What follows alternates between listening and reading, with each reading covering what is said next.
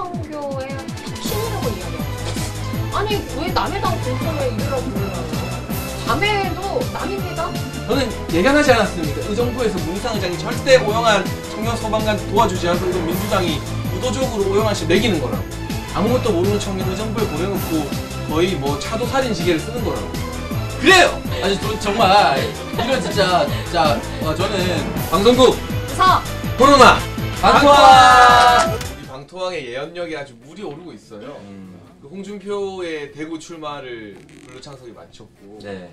저는 뭐 고민정 오세훈 매치업보다 의정부에서 문희상 의장의 아들 문석규 씨가 무소속 출마를 할 가능성이 매우 높다. 아 이건 정말 정치 소설입니다. 민주당 그런 게 없어. 정말 문희상 의원 정말 응원했었고 존경하는 의원이니까 지금처럼 해주셨으면 좋겠습니다. 자 화이팅. 와 이거 정말 방토왕! 이 와중에 미래통합당과 미래한국당에서는 한성교의 난이 펼쳐졌고요. 각종 언론에서 황교안 대표가 부글부글 끓고 있다 이런 이야기를 하고 있는데 저는 사실 이걸 예상을 했어요. 맞을 거다 막 이런 이야기를 했는데 그때 기자들 반응은 무슨 소리냐, 사실 미래한국당 되고 나서 5월 이전에 다 합치기로 이게 내부적인 합의가 다 돼 있다. 내가 그래 속으로 역시 기자들은 진짜 정할못이다라는 생각을 많이 했거든요. 왜냐하면 권력의 속성상 나는 벽보는 안 붙여봤지만 권력자들이랑 일을 많이 해봤잖아. 네. 권력의 속성상 요만한 거라도 잡으면 그럼요. 화장실 들어갈 때랑 나올 때랑 완전히 달라진다고. 휘두르고 싶은 겁니다. 원래 권력은. 황 대표는 한성교 의원이 자기 성균관대 동문이고 사무총장도 시켜줬잖아요. 네. 중간에 잘렸지만 믿고 준 단신 거죠. 사퇴. 네, 믿고 준 건데 진짜 세상에 믿을 사람 하나 없잖아요. 정치권에서는 특히나. 뭔가 강력한 제도적 구속 장치를 만들었어야 되는데 네. 그렇지 못했다는 건 황교안 대표가 정치를 너무 나이브하게, 좋게 말하면 사람을 잘 믿은 거고 나쁘게 말하면 정치 잘 모르는 티가 좀 난 거 아닌가. 저 질문 드리고 싶은 게 그럼 한성교의 난이라고 표현을 하고 조중동 보수신문도 공천 쿠데타라는 표현도 썼어요. 그렇다면 지금 공천에 대해서는 잘 됐다고 생각하세요? 아니면 번복을 해야 된다? 미래통합당에서 영입한 주요 인재들이 좀 있어요. 네네. 윤봉주 의사의 손녀분, 네, 윤주경 전 이 관장 같은 분이나 또 지성호 나우 대표 같은 경우는 트럼프 대통령 앞에서 목발로 환호성을 받고 연설도 하셨던 분. 이런 분들이 전부 다 비당 성권 후순위로 다 밀려버렸어요.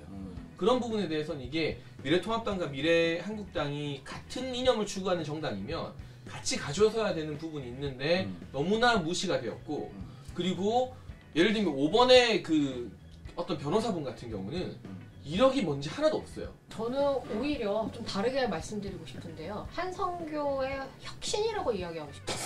지금 현존하는 정치인 중에 독을 품고 나왔어요. 지금 주은 연동형 비례대표제 가장 잘 이해하고 있고 다 망해라 이거지. 어떻게 보면 망했으니까. 가장 잘 실행하고 계신 분입니다. 지금 독자 노선의 길을 가겠다고 선택한 몇 안 되는 정당 중에 하나예요. 또 저는 한성교 대표께서 의지력 있게 공천 리스트 바꾸지 않고 잘하면 교섭단체까지 갈 수 있거든요. 네. 교섭단체 가시면 좋겠습니다. 최고위나 공관위가 납득할 수 있는 민주적 절차로 선정된 명단이 아니라 한성교 대표가 혼자서 승부를 다짰다는 이야기가 돌고 있어요. 그거 조금 아쉬워요. 그럼 절차적 문제가 있는 것이다. 이게 정말 괜찮은 대표네요. 이번 솔직하게 말씀드려서 이번 미래한국당 공천이 대한민국 보수 정당 역사상 가장 최악의 비례 명단이라고 생각합니다. 저는 솔직하게 말씀드려요. 왜냐면 솔직히 저는 이대로 가면 좋겠어요. 왜냐면은 이러면 솔직히 말해서 미래통합당에 도움될 게 하나도 없어요. 민주당에 도움될걸요? 왜냐면은 하나씩 뜯어보면은 적어도 2012년에 이자스민 의원을 등용하면서 그래도 아주 빠르게 그 다문화에 대한 이해도를 높이려고 했습니다. 2016년에 봅시다. 1번 송희경 의원이었어요. KT의 최초의 여성 임원이었습니다. 유리천정을 뚫겠다. 아주 의미가 있었단 말이에요. 그런 의미 있는 공천들이 사실 적어도 비례대표에서는 나왔단 말이에요. 근데 이번에 1번 최근에 조수진 기자님이 방송통신심의위원회로부터 행정지도 받았습니다. 그런 기자가 1번이에요. 그리고 8번 우원재 그 민식이법 반대합니다. 유튜브에 올라와 있습니다. 여러분 이 방송을 보고 계신 맘카페 여러분들 다 돌려야 됩니다. 민식이법 반대한다고 유튜브에 올렸던 이런 분들이에요. 또 하나 뭐 있냐? 2번 신권식인가요? 신원식님. 그리고 7번에 이영 대표님. 신원식 대표님 지난번 2016년에 비례대표 22번 받았고요. 이영 대표님 지난번 새누리당 비례대표에서 30번 받았습니다. 이 비례대표 회전문 인사 난 처음 봤어요. 이렇게 돌려쓰고 있습니다. 문재인 정부가 회전문 인사 최악의 비례 명단을 꾸려놨어요. 그래서 저는 솔직히 말해서 윤주경 광장이 저는 당연히 1번이라고 저는 생각했었거든요. 왜냐면은 적어도 영입 인사에 대한 배려라든지 여성이라든지 뭐 상징성이 있잖아요. 그래도 배려해줄 수 있는 사람이라고 저는 생각을 하거든요. 독립운동가의 후손이고. 그러니까 배려해줄 수 있다고 생각하는데 이걸 완전히 깡그리 무시했어요. 그럼 이거는 그러니까 중도 보수라든지 나는 보수인데 당당하게 보수에게 표를 던지고 싶은 사람들마저도 등을 돌리게 한 비례 명단이다. 저는 이거는 번복이 돼야 대한민국 정치 발전을 위해서라도 좀 번복이 돼야 된다고 저는 생각합니다. 전체적인 리스트를 보면 굉장히 강하게 정부를 비판하는 분들이 잘 포진되어 있지만 말씀한 것처럼 외연 확장, 중도를 공략할 수 있는 그런 인사들이 좀 부족했고 한성교 대표가 황교안 대표에게 나 독자 노선 갈 거야 마이웨이야 한번 붙어볼래? 이런 사실 사인이 다름없거든요. 그렇죠. 자기 사람 넣더라도 최소한 통합인재 영입인재 한 2-3명 정도는 당선권에 넣었으면 배치했어요. 이렇게 난리가 나진 않았을 텐데 너무 노골적으로 사실 쿠데타를 일으킨 게 아닌가. 다음번 이 통합당 전당대회를 노릴 수도 있는 거고요. 대권은 아니더라도 킹메이커를 노릴 수 있는 거고 여러 가지 정치적 야욕이 권좌에 앉으니까 생겨난 거라고밖에 생각할 수가 없습니다. 또 하나 말씀드리고 싶은 게 적어도 이제 영입 인재라든지 통합했을 때 사람들 챙겨줘야 된다라고 했던 분 중에 18번 받은 정운천 의원이 있습니다. 18번 당선이 될 거라고 본 건지 뭔지는 잘 모르겠지만 저는 이 정도면 번호 자체는 좀 매기는 번호가 아닌가. 근데 18번을 갖다는 것 자체는 정운천 의원에게 이 번호에 주는 의미가 참나 재밌는 게 아니 아닌가. 어이가 없어서 한성규 대표가 정운천 의원이 당신의 18번 누구야? 18번입니다. 모르겠는데 너는 18번이에요. 아니 그럼 더불어민주당 지역에 되는 거야? 우리는 호남 상관없고 당신은 우리 지역의 18번입니다 라고 얘기하는 것을 계속 강조하는 것이 아닌가라는 생각이 좀 듭니다. 아 그래서 정운천 의원이 어제 최고위 안 온 건가? 그렇습니다. 혹시? 네, 욕을 먹었거든요. 번호로 욕을 먹기엔 처음이었을 거예요. 본인 정치 생활 중에 번호로 욕을 먹기엔 아마 처음이었을 겁니다. 아니 왜 남의 당 공천에 이래라 저래라요. 자매도 남입니다.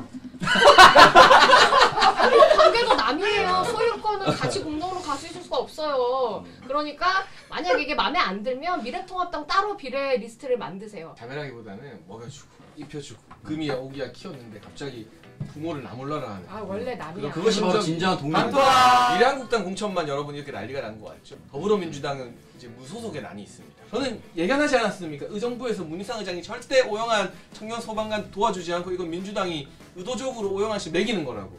아무것도 모르는 청년 의정부에 보내놓고 거의 뭐 차도살인 지게를 쓰는 거라고. 제 말대로 되지 않습니까?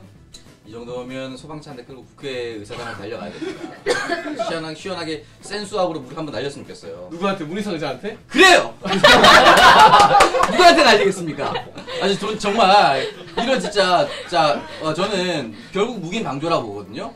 그러니까 아들을 떠나서 한 정치인의 후배의 길 이런 식으로 놔둬서는 안 된다고 봅니다. 정말 이런 저질 정치를 해서는 안 된다고 보거든요. 진짜 이 과정이 너무 더러웠던 게 뭐냐면은 오영환 후보가 거기 가서 지금 선거 운동을 하고 있습니다. 도와달라고 얘기를 했는데 거기에서 이제 경기도당에서 그 해당 지역구의 시도의원한테 좀 도와달라고 얘기를 했어요. 다 오기로 했어요. 근데 1시간 전에 안 온대. 그럼 안 온다고 하면은 경기도당에서 안 오면 이거 해당 행위 아니야 이렇게 했는데 갑자기 이 얘기를 반대로 돌립니다. 오영환이 마치 문자를 보내서 안 오면 너네 해당 행위다. 그래서 안병영 의정부 시장에 나와가지고 만약에 후보자가 한 거라면 싹수가 노랗다 이런 식으로 매겨버렸어요. 제가 그거 너무 경악을 금치 못했어요. 의정부 시장 네가 뭔데 갑자기 국회의원 공천에 개입을 합니까? 여기에 대해서는 의정부 시장은 시장대로 행정직을 해야 돼요. 만약에 이거 타정당에서 이렇게 얘기했으면 바로 선거법 위반이에요. 어디 그쵸. 공천이나 선거 개입을 합니까? 선거 개입이네요. 근데 선거 개입입니다. 민주당 선거 개입이 잦은가 봐요. 그러게.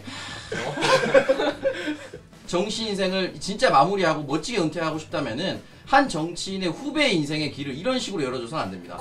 무소속 출마를 반드시 막으셔야 되고요. 이거는 두고두고 본인의 정치 인생에도 스크래치를 남기는 겁니다. 진짜 지난주에도 말했지만 의정부가 진짜 문희상 의장, 문석균 씨 아니면 안 되는 지역입니까? 그런 식으로 해서 한 집안에게만 맡겨두는 그런 지역구가 전 아니라고 저는 생각을 하거든요. 분명하게 말씀드리지만 대한민국 정치를 더 이상 더럽히지 않으셨으면 좋겠습니다. 오창석 멋있다.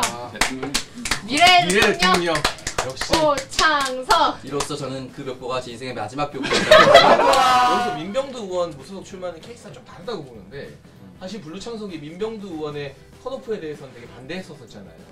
근데 이분이 결국 무소속으로 나오고 하필 근데 그 지역구가 더불어민주당의 청년 벨트 지역구예요. 장경태 청년위원장이 그래서 경선 후보입니다. 그 지역에? 민병두 의원은 강하게 비판했어요. 민병두 의원이 SNS에 쓰고 하루에 많으면 35개의 서로 다른 모임에 갔다는 거 아닙니까? 이 35개의 모임이 흔히 말하는 조직입니다. 거기 35개의 모임에 카카오톡 단체방 100명만 있으면 3,500명이고 4인 가족이면 12,000명입니다. 이런 거 흔히 말하는 지역의 조직이라고 얘기하거든요. 8년간 현역으로 굴렀지 한 번 떨어지고 나서는 결국 12년을 구른 사람이에요. 그런 사람을 해당 지역에서 이기기란 거의 불가능합니다. 청년이. 그런 지역구에서 이런 사단을 만들었다는 것 자체가 민주당 지도부에 패착이 있다. 결국 피해자는 누구냐? 장경태, 김현지 후보밖에 되지 않는 겁니다.